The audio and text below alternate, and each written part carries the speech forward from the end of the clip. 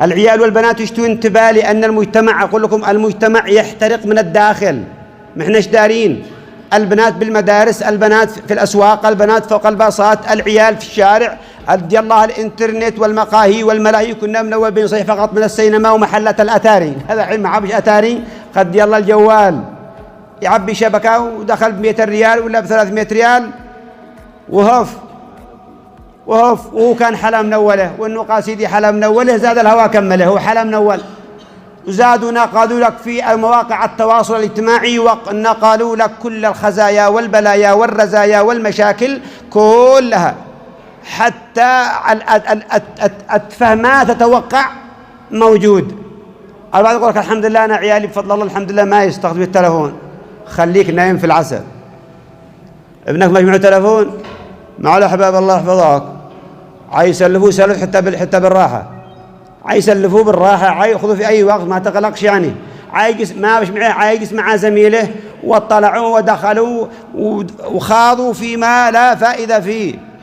فالعيال أحيانا مشكلة مشاكل خاصة داخل البيوت. وأنا جاي عندكم، وأنا كنت جاي عندكم، أنا كنت مع واحد وجالس نكتب المشاكل حق العيال والبنات، كل واحد شابع. أيش المشكلة؟ أين الخلل؟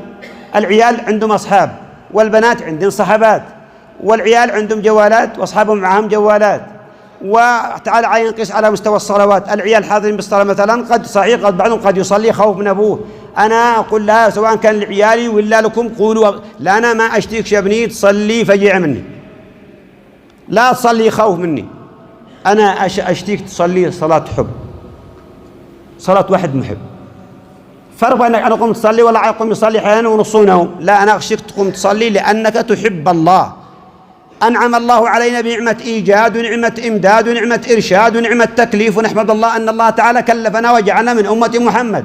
قم صلي، والله بفضل الله جل وعلا، بفضل الله ما قال لي أبي يوما واحدا في حياتي، وأنا الآن تجاوزت 49 سنة، ما قال لي أبي يوما واحدا صلي، أصلي من نفسي. لأن النبي عينت كنت على النبي مصلي، وجدي الله يرحمه كان مصلي.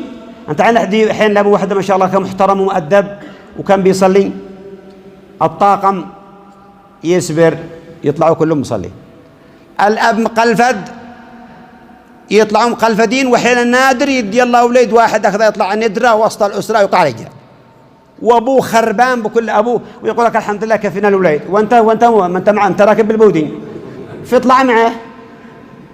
إن الذين قالوا ربنا الله ثم